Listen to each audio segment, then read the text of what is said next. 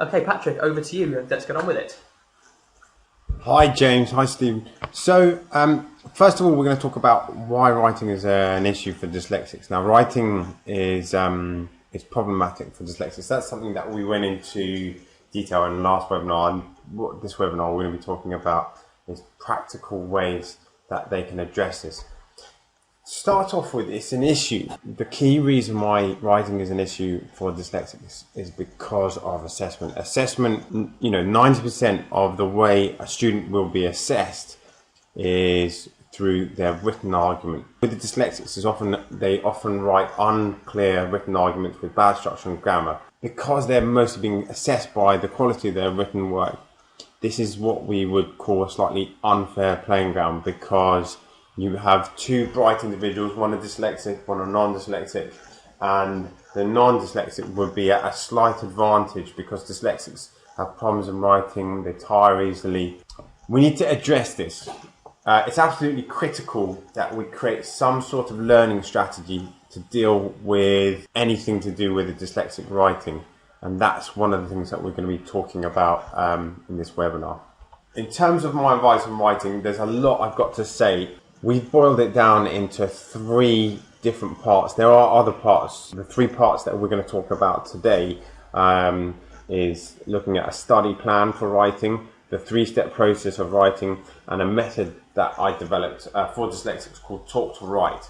There's other stuff that we need to look at also. For example, the webinar after, we're going to be talking about exam technique, and the one after that will be talking about how to deal with parents, and Stephen will be, I think, it's got a lot to say on both processes as today. What we're going to be talking about today are these three things, as well as looking at memory and reading also. Okay, so first of all, a study plan. Now, I don't know a student that doesn't think a study plan is an idea. This is not a new idea. I'm not presenting this as a new idea. How do you differentiate between different students? Me, for a dyslexic, for anyone, I don't think a study plan is a good idea. I think a study plan is absolutely critical. I think, it's slightly unclear about, how to do a study plan and so on. We've got blogs on study plans. If you've got any questions about study plans, write us at the end. You don't have to follow our study plan. A dyslexic does need a study plan. For example, if you imagine someone is training for a triathlon, they need a training plan. Now, someone who is training to improve their writing skills, they need a study plan. I'm going to talk about, examples of study plans. But if you think a study plan is a good idea, then you're not on the same page as me. What I hope, if you learn anything from this webinar, is that we will understand that a study plan is a critical aspect to improving your writing. Now, I'm just going to explain the basic components of the study plan. Essentially, I could talk an hour on just talking about study plans, but here are the critical aspects. First of all, set the date of an exam. Okay, so you find out when your exam is, whether it's in 2 months or 10 months, and then you should allocate time available. So I'm going to practice 2 hours a week. If your exam is in a week, maybe you want to be practicing 2 hours a day. Then you work out what subjects you're going to be working on. Maybe if you're doing A-levels, you've got 4 subjects. You're not so good on English, but you're pretty good on maths. So you're going to allocate more time to maths than English. Then you work out exactly what you need to know with the syllabus. So you look at something called a specification, which is part of an exam technique, which is part of the exam specification. And the syllabus will say, well, in your French GCSE, you need to do this and do that and do that. You need to have a look at exactly what you need to learn, and then you practice exam technique. We'll be talking a lot about exam technique in the next webinar. We're probably not going to go into that much detail in the beginning.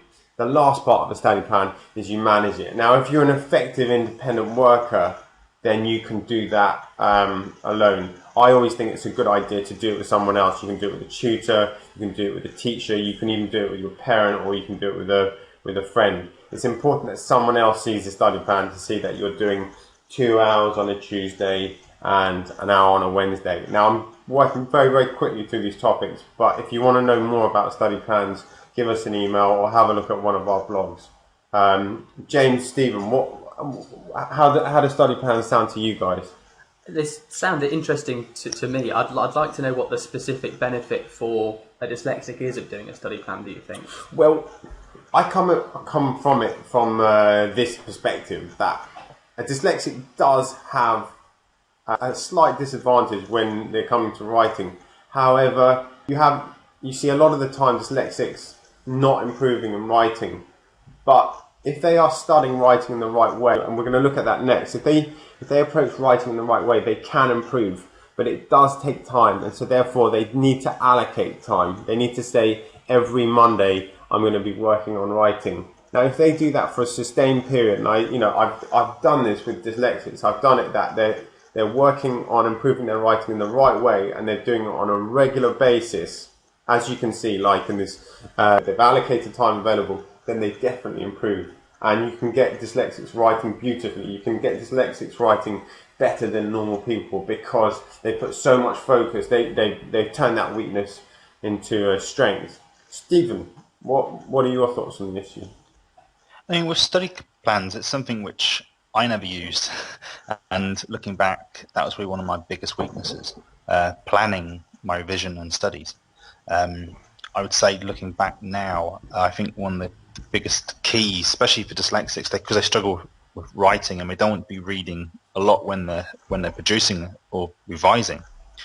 I always say that they need to remember the facts of so they understand something for when they come and do the exam. So when my study plan used to be, and especially now in work when I'm trying to remember things, is I try to produce notes, just a set of bullet points. So when I do when I'm revising, even though that's my approach to revising is just bullet point notes, I can then come back and read them pretty quickly. They go into my memory, and it's a simple approach. But definitely study plans, like you're saying, you need to know when you're going to revise.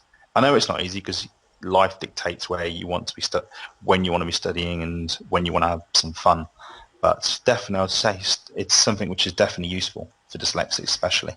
Yeah, absolutely, I agree. And just to clarify, Patrick, you think that it's important to have a study plan for an exam, but it's also important to put a study plan in place specifically for writing and improving your writing techniques. Definitely, a dyslexic has good skills, and a dyslexic has areas that he or she will need to improve on. Typically, this is not the case for all dyslexics, and all dyslexics are different. They should get a skills plan. They should get a study plan. This stuff might sound complicated. If it does, give us an email about it. But they should get a study plan in place for improving their study skills, improving their reading skills, their writing skills, and so on. Okay, thanks, Patrick.